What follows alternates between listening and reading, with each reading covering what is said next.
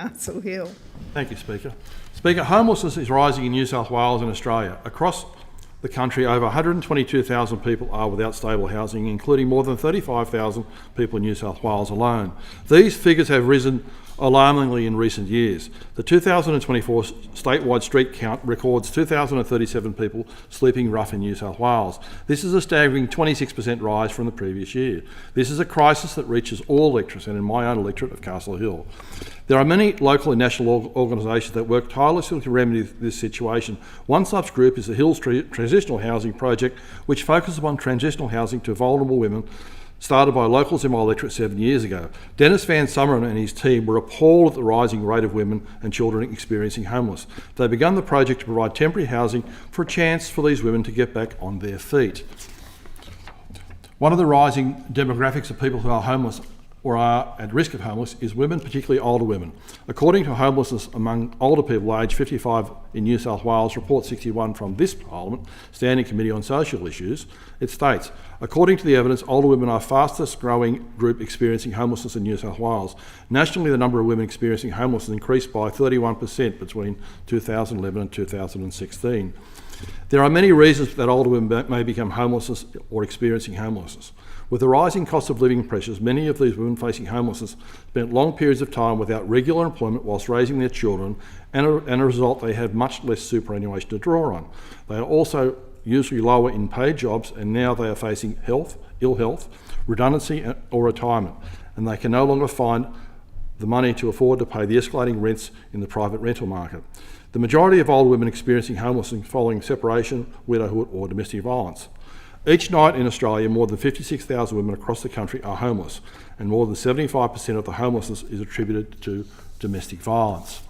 The Hills Transitional Housing Project, in partnership with Wesley Mission Community Housing, has 4 traditional housing options in the Hills. But with the growing crisis of homelessness, this is simply not enough. According to the New South Wales Department of Communities and Justice, we know that 1 in 2 women who apply to crisis shelters are turned away due to limited capacity. The Hills Transitional Housing Project is seeking at least 12 more houses by the end of 2025.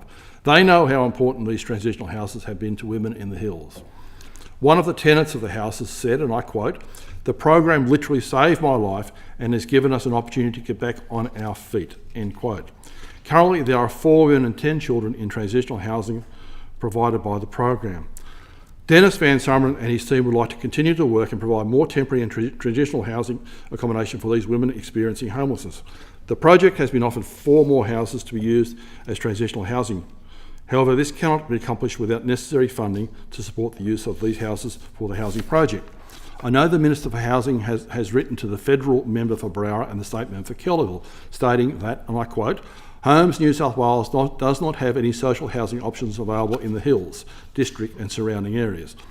Speaker, this is simply not good enough that the people in the Hills are without social housing options. The government and the Minister for Housing need to address this concerning lack of housing for our most vulnerable people. The need to fund the worthy and vital cause is apparent. Several local community groups in my electorate have pledged their support and financial commitment.